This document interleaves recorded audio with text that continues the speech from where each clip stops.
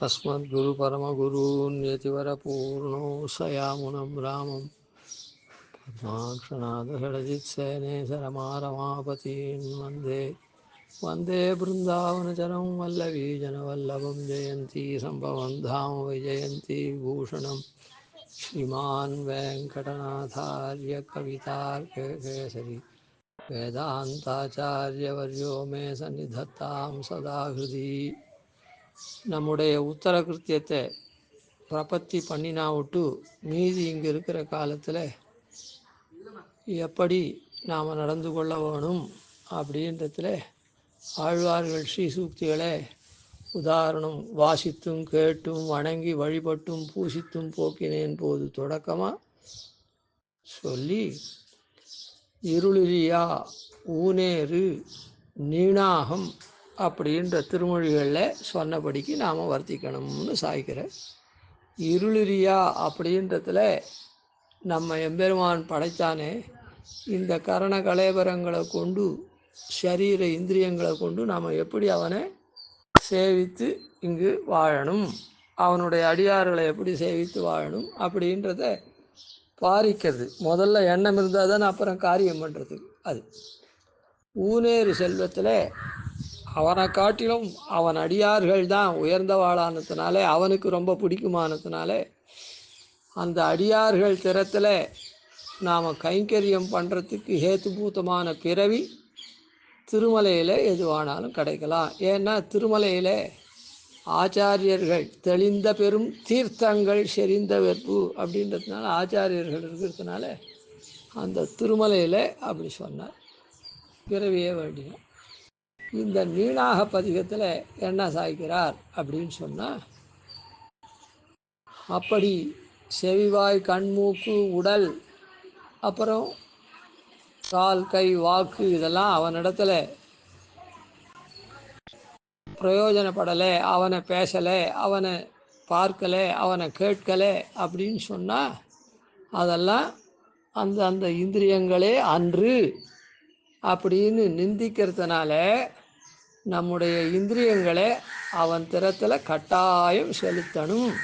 அவன் திறத்திலையும் அவன் அடியார்கள் திறத்திலையும் அப்படின்னு அவன் திறத்தில் தானே செலுத்தணும்னு சொல்லிருக்கார். அடியார்கள் திறத்தில் எப்படி வரும் அப்படின்னு சொன்னால் எல்லா இடத்துலையும் அவனை சொல்லச்சே இந்த பாசுரங்களில் அவனுடைய அடியவர்களாக இருக்கக்கூடிய தேவதைகளுக்கெல்லாம் அனுகிரகம் பண்ணுறவன் அப்படின்றத சொல்கிறார். அவனே அவர்களுக்கு காரியம் செய்து கொடுக்கச்சு அவன் அடியார்களான நாம் அவனுடைய அடியார்களுக்கு நாம் கைங்கரியம் பண்ணணும் அப்படின்றது சுஸ்பஷ்டம். இந்த பாசுரம் 4வது பாசுரம். கூடாயிரணியனை கூறுகிறாள் மார்விடந்த ஓடாடலரியை உம்பரார் கோமானை தோடார் நருந்துழாய் மார்வனை ஆர்வத்தால் பாடாதார் பாட்டென்னும் பாட்டல்ல கேட்டாமே. இந்த பாசுரத்தில் முன் பாசுரங்களில் முதல் பாசுரத்தில் எம்பெருமான் ஆமையாக இருந்து தேவர்கள் அசுரர்கள் கடலை கடையறதுக்கு ஹேத்துபூதமாக இருந்தான். அப்புறம் அவ கடலை கடைந்து அமுதத்தை பெற்றா அது யாருக்கு வேணுமோ அதை எம்பெருமான் அருளினா அதெல்லாம் இருக்கட்டும். அதனால் ஒருத்தருக்குள்ளே வைமனஸ்யம் வந்ததுன்னா, அதாவது அவர்களுக்கு துக்கம் வந்ததுன்னா அந்த துக்கத்தை போக்கடிக்கிறதுக்கு முதல்ல அவர்களே காரியம் பண்ணணும். எம்பெருமான் சககாரியாக இருப்பான். இப்போ நமக்கு ஒரு துன்பம் வந்தது அப்படின்னா எடுத்த உடனே எம்பெருமானை பிரார்த்திக்கக்கூடாது. நாம் நம்ம துன்பத்தை களையறதுக்கு அவன் கொடுத்த சரீர இந்திரியங்களை கொண்டும் அவன் கொடுத்த ஞானத்தை கொண்டும் நாம் அந்த துன்பத்தை போக்கடிக்கிறதுக்கு முயலணும். அப்படி முடியாத போச்சுன்னா தான் நமக்கு தேவையானது நம்முடைய அவன் அருளினபடியான சரீரேந்திரியங்களையும் ஞானத்தையும் கொண்டு பெற முடியலன்னா தான் அனன்யசாத்தியே சுவாபீஷ்டே மகாவிஸ்வாசபூர்வகம் ததேக உபாயதா யாச்னா பிரபத்தி சரணாகதின்னு அவனிடத்தில் பிரபத்தி மகாவிஸ்வாசம் கொண்டு என்னால் முடியவே முடியாது, வேறு ஒன்றுத்தினாலையும் இந்த காரியத்தை சாதிக்க முடியாது, எனக்கு அபீஷ்டமாக இருக்கிற விஷயத்தை, எனக்கு இஷ்டமாக இருக்கிற விஷயத்தை, அதனால் நீயே தான் எனக்கு உபகரிக்க வேணும் அப்படின்னு பிரார்த்திக்கிறது தான் சரணாகதின்னு சொன்னதுனால முதல் பாசுரத்தில் அவர்களை கடையிற அதுக்கு இவன் சககாரியாக மந்திரமலையை வச்சு அவள் கடைஞ்சா அந்த மந்திரமலை அழுந்தாது இருக்கிறதுக்காக இவன் கூர்ம ரூபியாக இருந்தான். அந்த விஷயத்தை ஆன மாதிரி அவள் கடையிற விஷயத்தை சொல்லி அதுக்கு உபகாரகனாக இருந்த எம்பெருமான், அப்படிப்பட்ட எம்பெருமான் லோகத்தாருக்கு தேவர்களுக்கும் அசுரர்களுக்கும் தெரிகிற மாதிரி இருந்ததுனால காணாதார் கண்ணென்னும் கண்ணல்ல கண்டாமே அப்படின்னு சொன்னார். ரெண்டாவது பாசுரத்தில் நீள்வான் குரலுருவாய் அப்படின்னு அதே தேவர்களுக்கு தன்னுடைய அடியவர்களான தேவர்களுக்கு உபகரிக்கிறதுக்காக தான் ஆபத்து மாவலியிலேருந்து வந்த ஆபத்தை போக்கடிக்கிறதுக்காக அவன் என்ன பண்ணான், அதாவது பெருமாள் யாரையும் அழிக்கிறது இல்லை. இப்போது இந்திரன்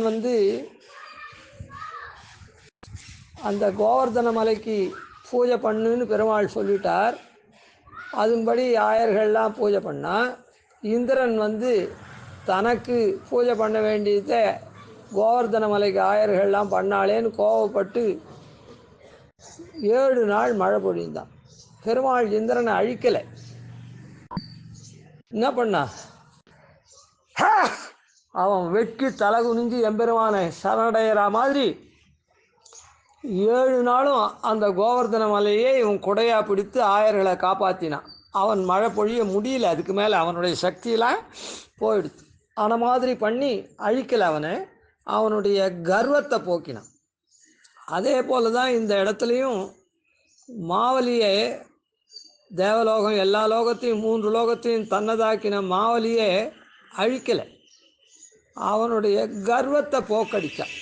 எப்படி போக்கடித்தான், இறப்பாளனா ஒரு சின்ன பிரம்மச்சாரியா அவனிடத்துல இறப்பாளனா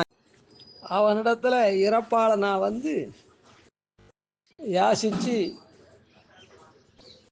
தன்னுடைய உண்மையான ஸ்வரூபத்தை அவனுக்கு காண்பிச்சு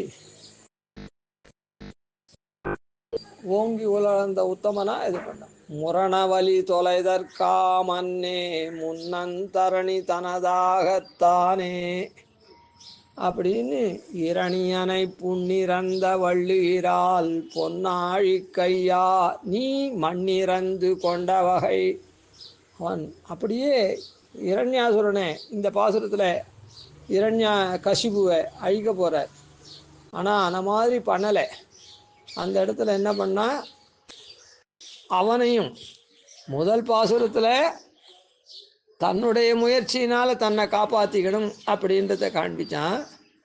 ரெண்டாவது பாசுரத்தில் அப்படி முடியாத விஷயத்தில் எம்பெருமான் மற்றவர்களுக்கு அருள் பண்ணுறான்.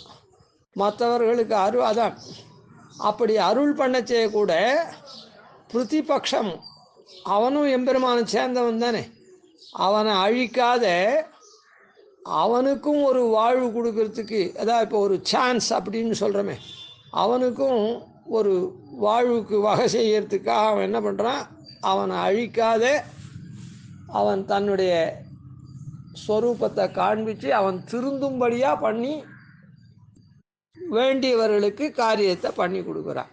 ரெண்டாவது பாசுரத்தில் அப்படிப்பட்ட பெருமையை உடையவன் எம்பெருமான். மூன்றாவது பாசுரத்தில் இப்படிப்பட்ட பெருமையெல்லாம் ஒருத்தருக்கு இருக்குமா, இதெல்லாம் எப்படி அப்படின்னா, அவன் பவித்ரனாக இருக்கான் அப்படின்னு இருக்கிறதுனால தான் இந்த மாதிரி முடியறது. அப்படின்றத தூயானை அவன் பவித்ரனாக இருக்கான்றது யார் சொல்கிறது? அழுக்குடம்பு எச்சில் வாயால் தூய்மையில் தொண்டன் அப்படின்னு இருக்கிறவாள்லாம் சொன்னால் ஸ்தோத்திரம் பண்ணால் அது சரியாக போடுமா?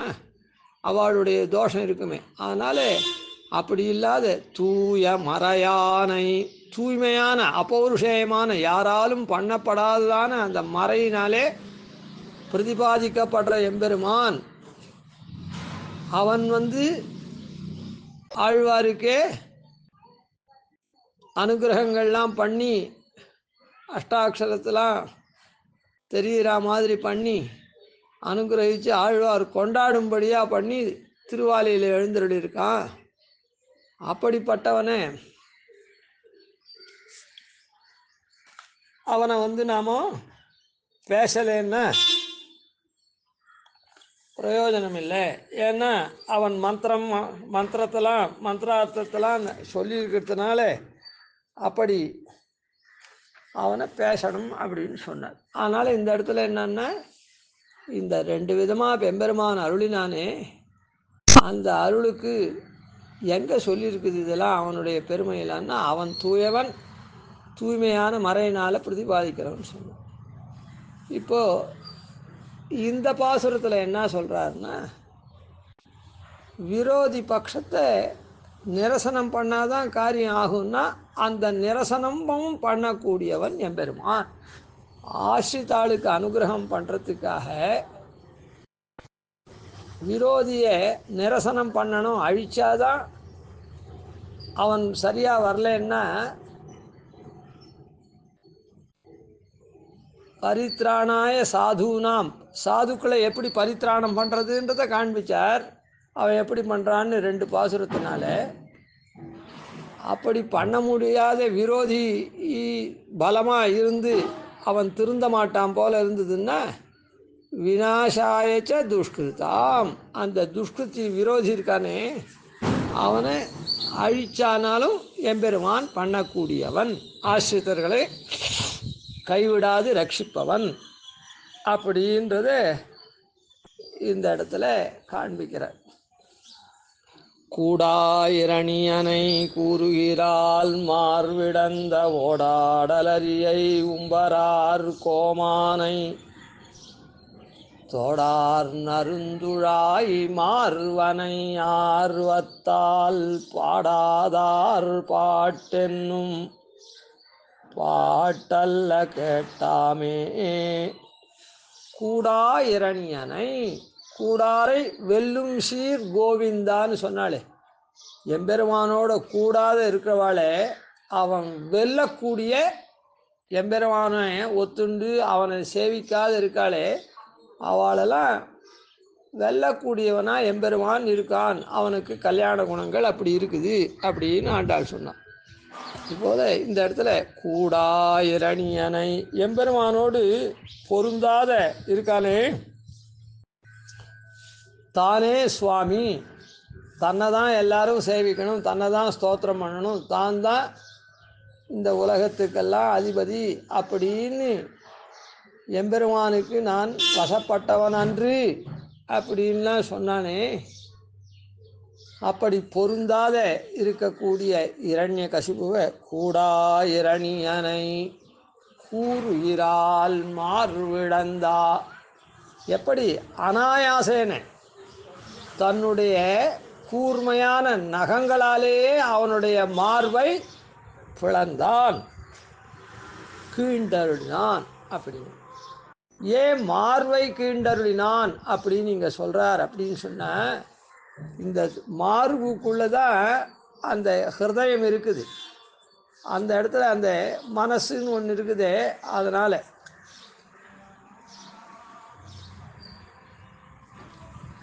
ஆனால் அதனால் இவன் சில பேர்லாம் என்ன பண்ணுவார்கள், லோகத்தில் மற்றவர்களுக்காக நாஸ்திகவாதங்கள்லாம் பண்ணுவார்கள்.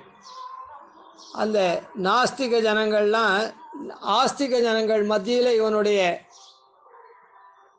செயல்கள்லாம் பண்ணி அவளை கவர முடியாதுன்னு சொன்னால், ஆஸ்திகர்கள் ஏற்கனவே விஷயங்கள்லாம் தெரிஞ்சின்றவாளாக இருந்தால் அதுக்கு மேலே அவர்களை கவரணும்னா இவன் நிறைய விஷயங்கள்லாம் தெரிஞ்சுட்டு அதுக்கு உண்டான நல்காரியங்கள்லாம் பண்ணி அவர்களுடைய அபிமானத்தை பெற்று அவனுக்கு தலைவனாக இருக்கணும்.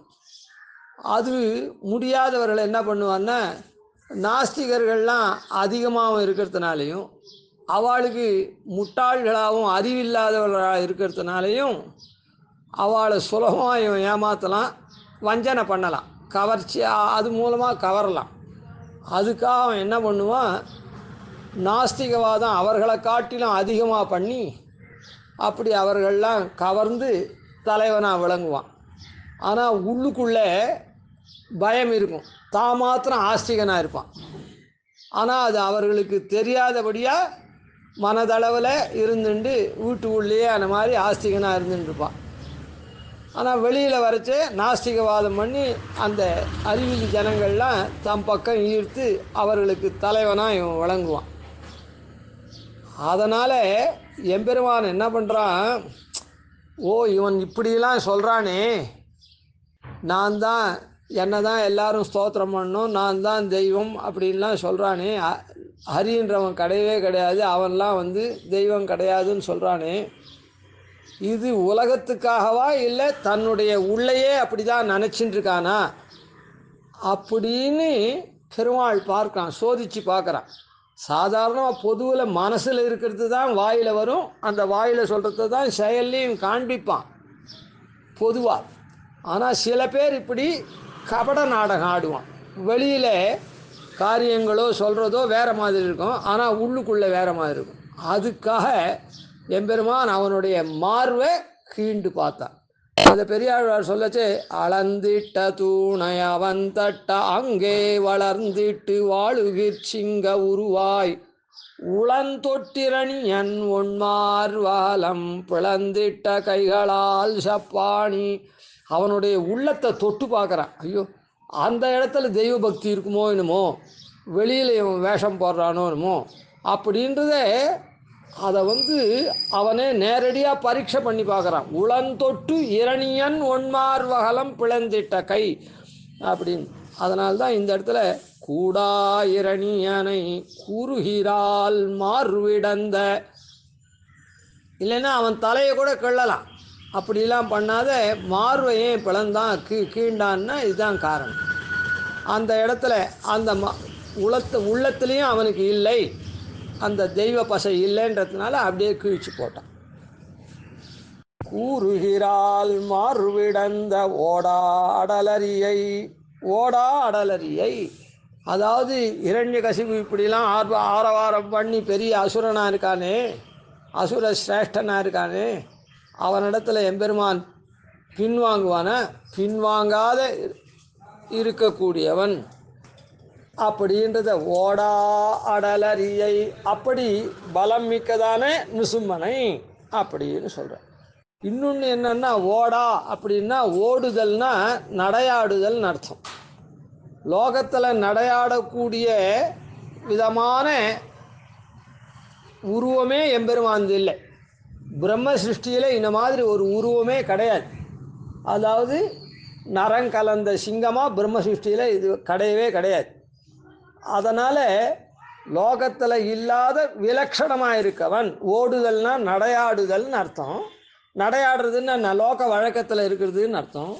அது இல்லாத ஓடா, லோக வழக்கத்தில் இல்லாத விலக்ஷணமான அடலரியை, பலம் பொருந்திய சிங்கத்தை, நரசிங்கத்தை. உம்பரார் கோமானை, அவன் யாரு?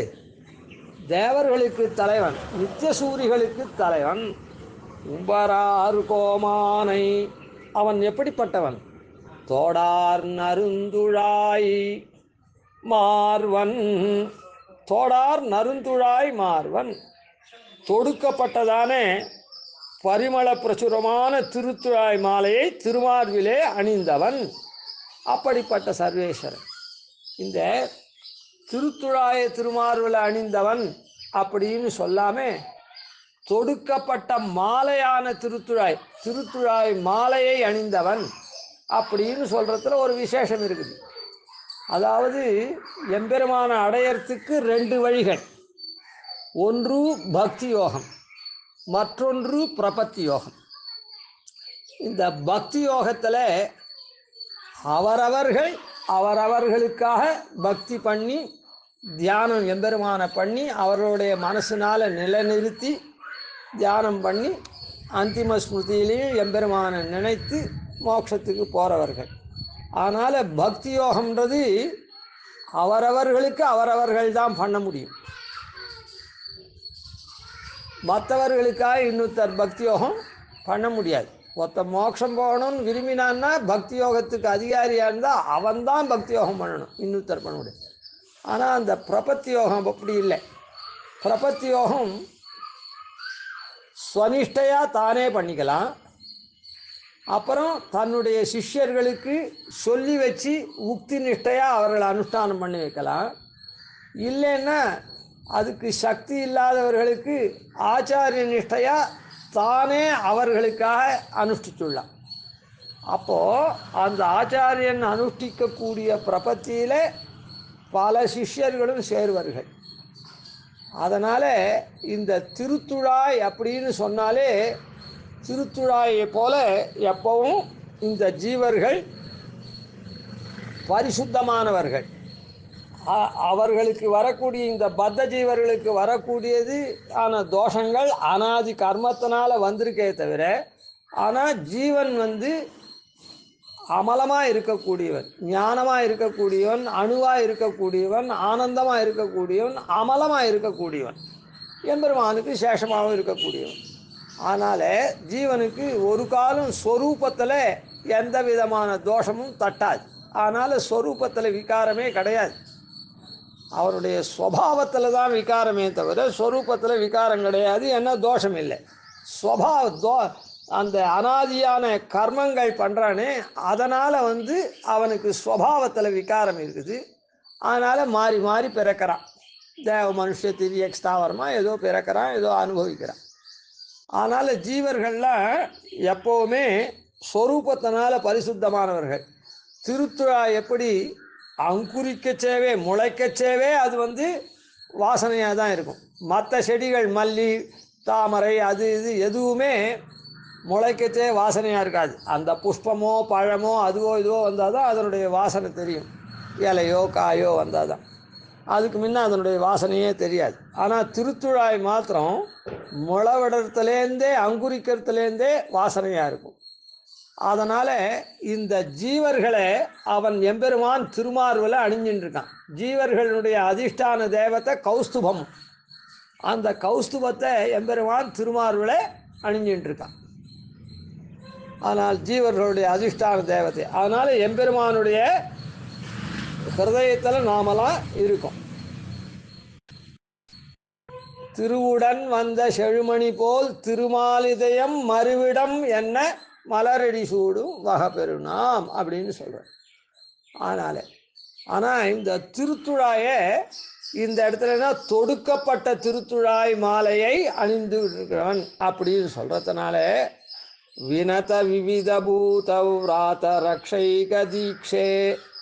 அந்த ஸ்ரீபாஷ்யக்காரரும் என்ன சாய்ச்சிருக்கார் அப்படின்னா, வணங்கக்கூடிய வாழ்க்கால சரணாகதி பண்ணுறவா வினத விவித பூதம், விவிதமாக வணங்கக்கூடியவர்கள்.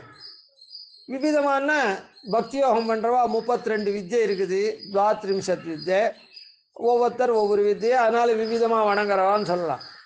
ஆனால் பிரபத்தி யோகம் பண்ணுறா அதெல்லாம் வினத விவித பூத விவிதமான பூதங்கள். விராத ரக்ஷைக தீக்ஷே.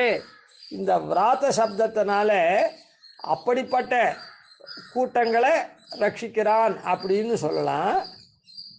விவிதமாக இருக்கக்கூடிய உபாயத்தை அனுஷ்டிச்சே அந்த கூட்டங்களை ரட்சிக்கிறான்னு சொல்லலாம்.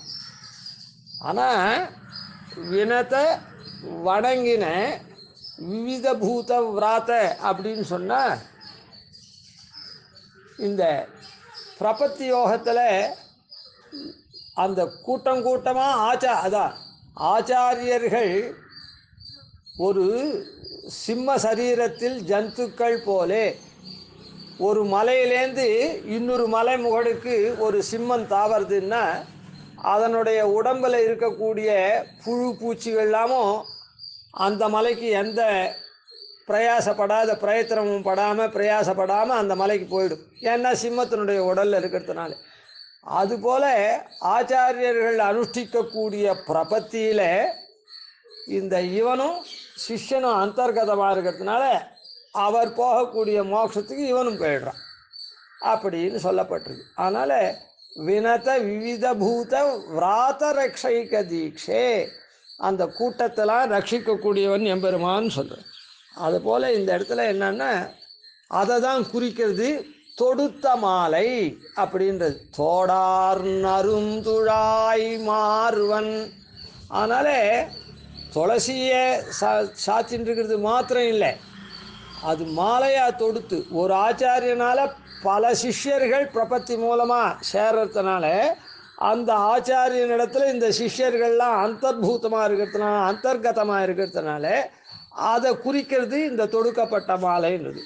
தோடார் நருந்துழாய் மாறுவனை. இப்படியெல்லாம் பெருமாள் பண்ணுறானே என்ன, அதாவது விரோதி நிரசனத்தை பண்ணி இந்த இடத்துல கூடா இரணியனை அப்படின்னு சொன்னதுனால, அந்த விற்த்தாந்தத்தை சொன்னதுனால இன்னொரு சாஸ்திரார்த்தத்தை தெரிஞ்சுக்கணும். என்னன்னா, சாஸ்திரத்தில் புத்திரன் இருக்கானே, புத்திரனை ஆத்மஸ்தானத்தில் படிக்கப்பட்டிருக்கு. புத்திரன் ஆத்மஸ்தானத்தில் படிக்கப்பட்டிருந்தா இந்த சரீரம் என்ன, அப்பாஸ்தானம்.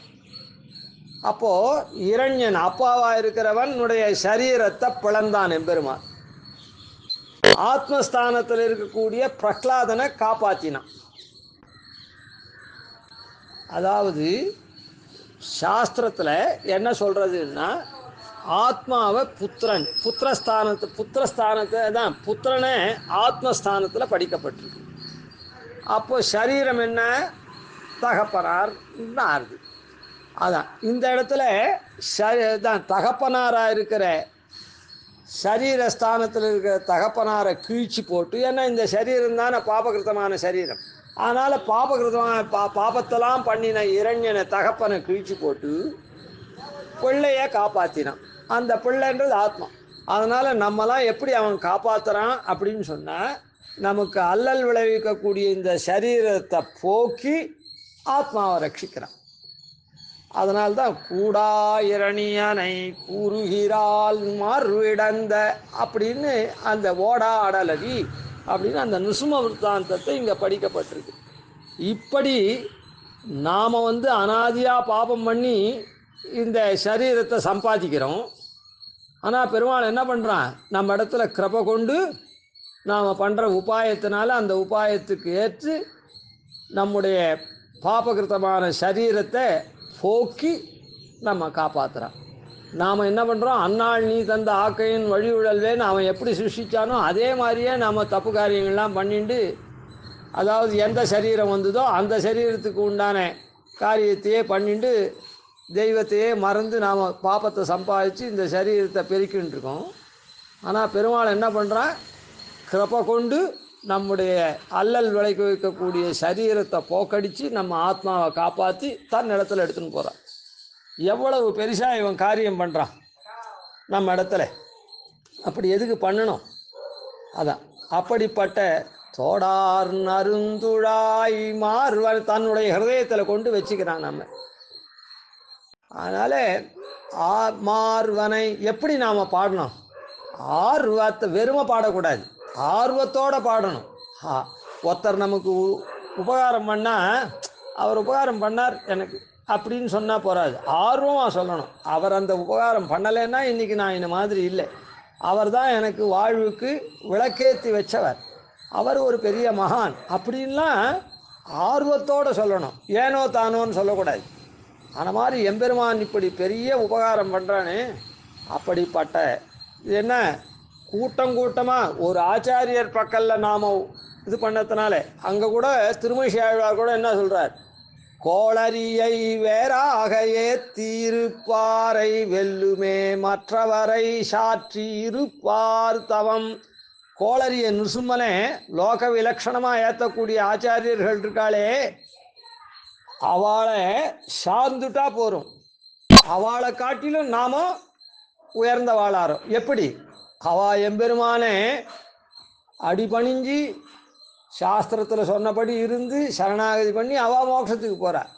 ஆனால் நாம் ஒன்றுமே பண்ணலை, அவள் ஏதோ சார்ந்து இருக்கோம், அது ஒன்று தான் பண்ணுறோம், நாமும் அந்த மோட்சத்துக்கு போயிடுறோம். அப்போ நமக்கு தான் ரொம்ப சுலபமாக வருது. கஷ்டப்பட்டு மார்க் வாங்கி சீட்டு கிடைக்கிறது எப்படி, கோட்டாவில் சீட்டு கிடைக்கிறது எப்படி, அதை போல். அப்படின்னா நாம் என்ன பண்ணணும், அந்த எம்பெருமானை நாமும் ஸ்தோத்திரம் பண்ணணும். மார்வனை ஆர்வத்தால் பாடாதார் பாட்டென்னும். அந்த எம்பெருமானை நாம் பாடாத பாட்டு இருக்குதே, அதாவது எல்லாரும் வேதத்து மூலமாக ஸ்தோத்திரம் பண்ண முடியாது. இருக்கார் மொழியார் நெறி இழுக்காமை உலகளந்த திருத்தாளினை நிலத்தேவர் வணங்குவர். பூசுராள் மாத்திரம்தான் வேத மந்திரத்தை கொண்டு சொல்லி பெருமாளை ஏற்ற முடியும். நாமெல்லாம் பாட்டு தான் பாட முடியும். எல்லாரும் பாட்டு தான் பாட முடியுமே தவிர வேத மந்திரத்தை சொல்ல முடியாது. அதனால் இந்த மார்வனை, ஏன்னா இந்த ஆச்சாரியனால் ஆச்சாரிய நிஷ்டையினால் அடிபணியக்கூடிய அந்த எம்பெருமான சரணாகதி பண்ணக்கூடியவாள்லாம் யார் வேணாலும் பண்ணலாம். பசுர் மனுஷ பக்ஷிவா அந்தணர் அந்தியர் எல்லையில் நின்ன அனைத்துலகும். அதனால் யார் வேணாலும் பண்ணலாம். அதனால் எல்லாரும் பாட்டுக்கு அதிகாரி. ஆனால் பெரிய இதுவாக இருந்ததுன்னா நிலத்தேவராக இருந்தால் அவள்லாம் வேத மந்திரத்தை சொல்லலாம். அதனால் இந்த இடத்துல மாலை போல தொடுத்து சாத்தின்னு இருக்கான் அப்படின்னு சொன்னால் இந்த ஆச்சாரிய நிஷ்டையில் அடங்கினவாள்லாம் பலவிதமான பேர் இருக்காளோ, அந்தணர் அந்தியர் எல்லையில் நின்னான்னு. அதனால் அப்படிப்பட்டவா எல்லாருமே அவனை பாடணும், ஸ்தோத்திரம் பண்ணணும். ஏன்னா எல்லாரும் அந்த எம்பெருமானுடைய திருமார்வல் அணியும்படியாக நாம் மோட்சத்துக்கு போகிறோம்.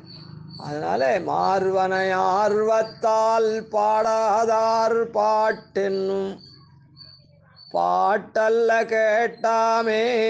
அதை விட்டுட்டு லோகத்தில் லௌகிகமாக இருக்கக்கூடிய பாட்டுகள்லாம் பாடிந்தா அதெல்லாம் பிரயோஜனமே கிடையாது, அதெல்லாம் பாட்டே கிடையாது. இப்படி நமக்கு உபகாரகனாக இருக்கக்கூடிய எம்பெருமானை பாடுறது தான் பாட்டு.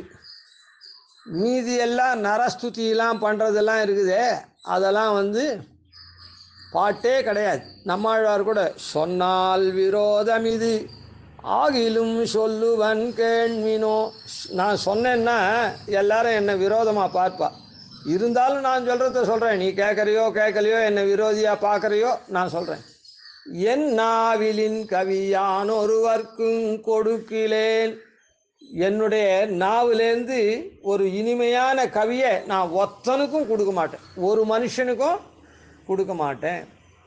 தென்னா தெனாவென்னு வண்டு முரல் திருவேங்கடத்து என்னான என்னப்பன் எம்பெருமான் உளனாகவே.